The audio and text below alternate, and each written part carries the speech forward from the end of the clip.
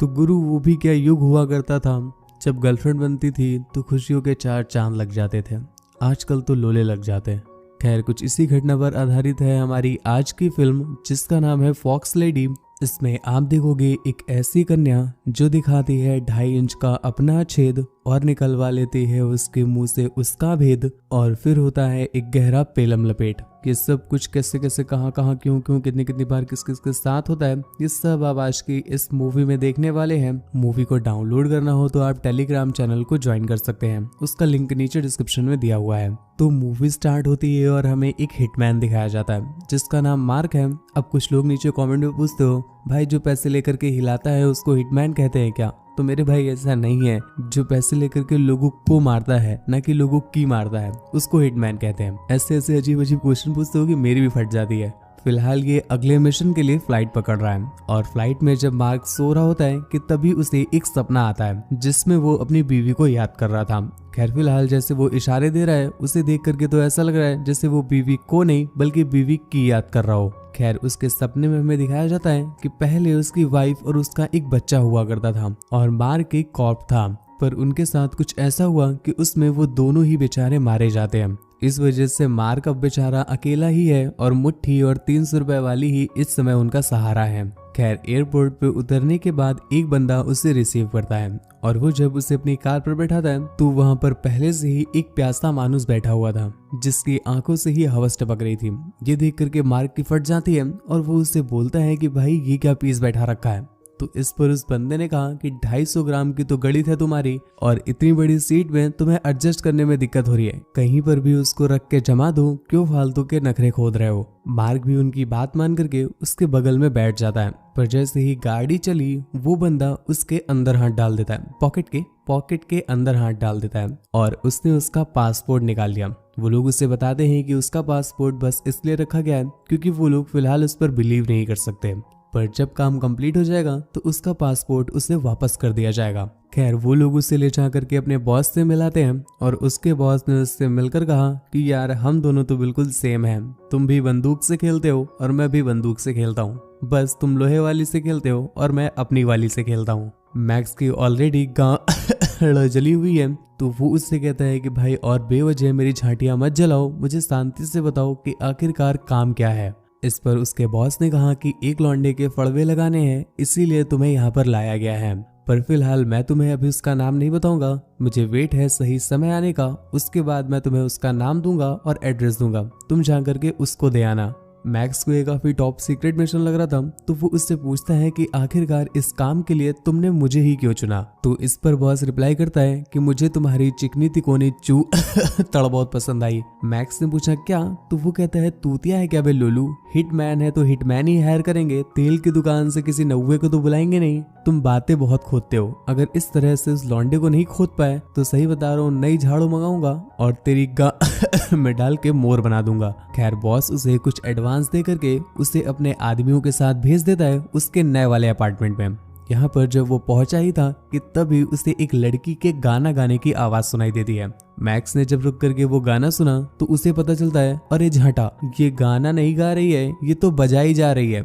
उसे एक चीज तो समझ में आ जाती है कि यहाँ पर जुगाड़ करने का भी तगड़ा आइटम है। खैर, वो वहां से निकल करके अपने अपार्टमेंट में पहुंचा और यहाँ पर वो देखता है कि उसके रहने के लिए सब कुछ सामान उसे दिया होता है, बस उसे कमी लग रही थी तो एक लड़की की, कम से कम वही ला कर दे देते तो टाइम पास होता रहता। पर इतने में ही उसे एक बार फिर से उसी लड़की के बजने की आवाज सुनाई देने लगती है। अब बार बार वो इतनी मनोहर ध्वनि सुन रहा था तो उसे उसकी वाइफ की याद आने लगती है और उसे ही याद करके वो 4 मुठिया खड़े खड़े पेल देता है। लेकिन आत्मनिर्भर बनने से होगा क्या, इसलिए वो बाहर जाकर के पूरी सिटी में एक पेलम नायिका ढूंढने लगता है। मतलब गजब ही है गुरु, परदेश वाली शादी में जाते हैं तो यहाँ लौंडे ठेका ढूंढते हैं, कम से कम ठेका मिल जाए तो रात का जुगाड़ हो जाएगा, पर ये तो प्रो लेवल पे है, ये परदेश गए हैं वहां पर एक पेलम नायिका ढूंढने के लिए। लेकिन किस्मत देखो, इनको एक पेलम नायिका मिल भी जाती है। वो उन्हें देखते ही अंदर ले लेती है कमरे के, फिलहाल तो कमरे के अंदर लेती है और वहां जाकर उसने एक अलार्म सेट किया क्योंकि इनके जैसे भरे लौंडे मिल जाए तो क्या पता 3 दिन तक उसकी बजाते ही रहें।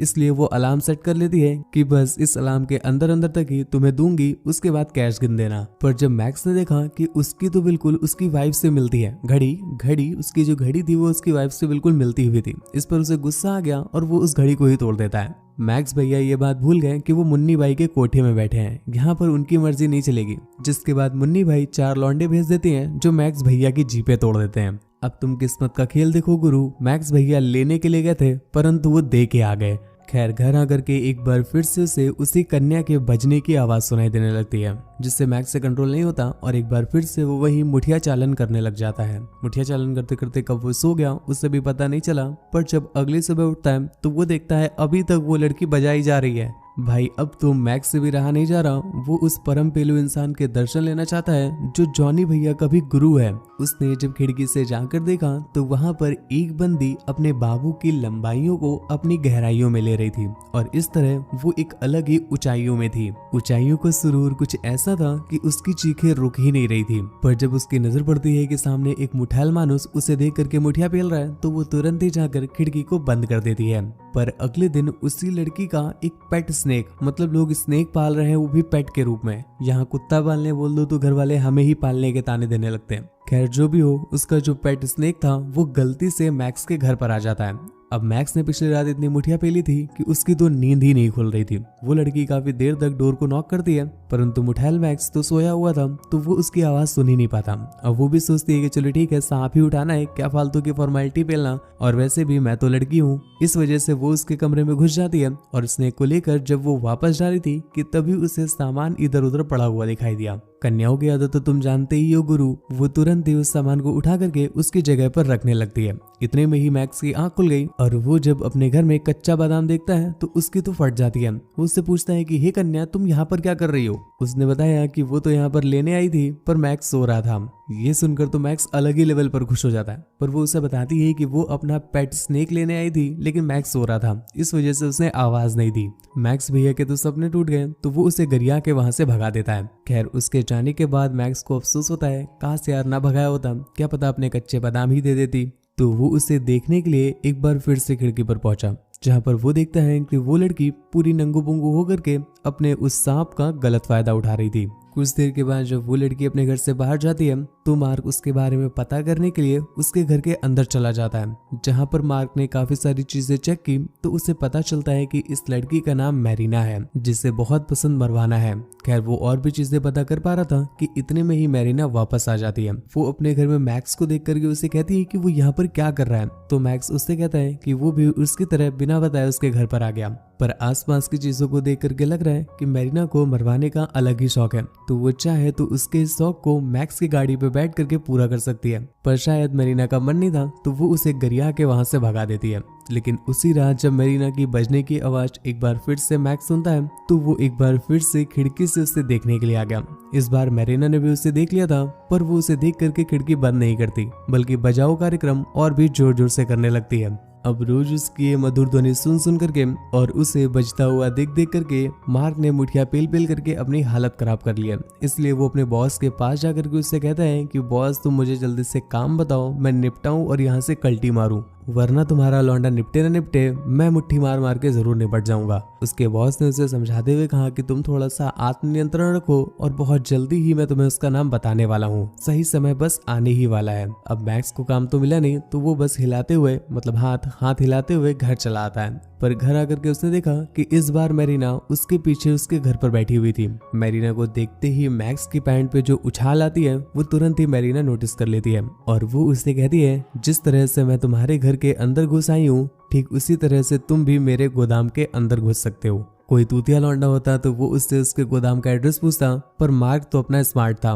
वो तुरंत ही समझ जाता है कि वो किस गोदाम की बात कर रही है। मैरीना भी उसे पास आते देख अपनी स्कर्ट ऊपर करने लगती है और मौसम भी बिल्कुल साफ था तो मार्क अपनी रेलगाड़ी उसके टनल में चलाना स्टार्ट कर देता है। मैरीना के अच्छे से लेने के बाद और उसे अपना देने के बाद जब ये दोनों रेस्ट करते हैं तो इस बीच मैरीना उसे बताती है कि जो उसका इस समय वाला बाबू है वो तो कमीना वाइग्रा के पराठे खाता है, क्योंकि भाई वो इतना पेलता है कि मैरीना की फट के 444 हो रखी है। खैर मार्क तो अपना नूडल वाला है, क्योंकि इसका काम 2 मिनट में ही हो गया था, तो मैरीना काफी हल्का फील करती है और उसे मार्क का लेने में मजा आ जाता है। इसलिए वो डिसाइड करती है कि अब से वो मार्क से अपनी इंजन की सर्विसिंग करवाती रहेगी। इसीलिए वो रोज ही मार्क के पास टिक टिक घोड़ी खेलने के लिए टाइम टू टाइम आती रहती है। मार्क भी उसके झील में उतर करके अब बहुत अच्छा फील करने लगा था। पर लॉन्डो की वही दिक्कत है ना कि वो 2 बार ले क्या ले, तीसरी बार उन्हें प्यार हो जाता है। ठीक ऐसा ही मार्क के साथ है, उसे अब मैरिना से प्यार हो गया है। तो वो मैरिना से बोलता है कि तुम अपने बाबू को बुरा कहती हो, तुम्हें नहीं पता तुम्हारे बाबू से बुरा तो मैं हूँ।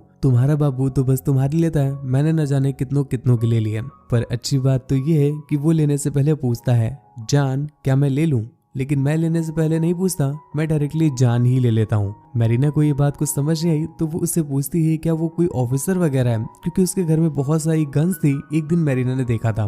मार्क ने कहा कि वो कोई ऑफिसर नहीं बल्कि वो तो एक हिटमैन है और पैसों के लिए लोगों की ले लेता है, जान ले लेता है। खैर अब लॉन्डा रो रहा है तो मैरिना भी उसे सहारा देती है कि अरे नहीं नहीं बाबू, तुम इतना भी खराब काम नहीं करते हो। लेमड़ा थेमड़ा अदरक लहसुन पुदीना बताती है और फिर एक बार उसकी मुट्ठी पेल के वहां से निकल गई सीधा अपने बाबू का लेने के लिए। मार्क भी उसका पीछा करता है क्योंकि वो भी उस महान पुरुष को देखना चाहता था जो इतना तगड़ा पेलता है। उसके बाबू के पास जब मार्क ने उसे देखा तो उसकी तो झाटियां जल जाती हैं। इस वजह से वो गुस्से में अपने घर पर वापस आ गया। पर इतने में ही उसे उसके बॉस की तरफ से एक फैक्स रिसीव होता है जिसमें उन्होंने अपने टारगेट की फोटो भेजी थी। और भैया ये टारगेट तो वही बंदा है जिससे उसने अभी अभी मैरिना के साथ देखा था। इसका नाम हैंक है और ये ही मैरिना का बाबू है। मतलब मैरिना का बाबू मैरिना की लेता है, लेकिन मैरिना जिसको दे रही है वो अब उसके ही बाबू की लेगा। बड़ा ही कॉम्प्लिकेटेड सा सीन है। खैर उसी रात मार्क पूरी तैयारी करके हैंक के फड़वे लगाने जाता है, पर उससे ये हो नहीं पा रहा था, इसलिए वो वापस लौट आया।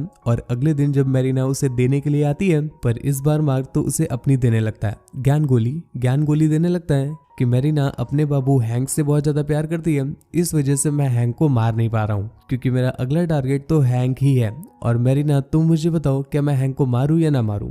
मैरिना तो उसे खुद कहती है कि यार उसने तो ले लेकर के मेरी इतनी सुझा दी है कि मैं तो खुद से चाहती हूँ कि तुम उसकी मारो और उसको भी मारो। जिसके बाद मैरिना खुद से उसे एक प्लेग्राउंड में लेकर आती है जहां पर उसने बताया कि वो जो नीली ड्रेस में है वही उसका बाबू है और तुम उसके फड़वे लगा दो। मार्क भी उसकी बात मान करके दूर से उसकी ले लेता है, जिसके बाद वो यहाँ से निकलकर सीधा मैरिना के बताई हुई जगह पर पहुंचा। वो मैरिना से कहता है कि बाबू अब तुम जल्दी से तेल गरम करो, आज हम लोग तगड़ा राउंड खेलेंगे।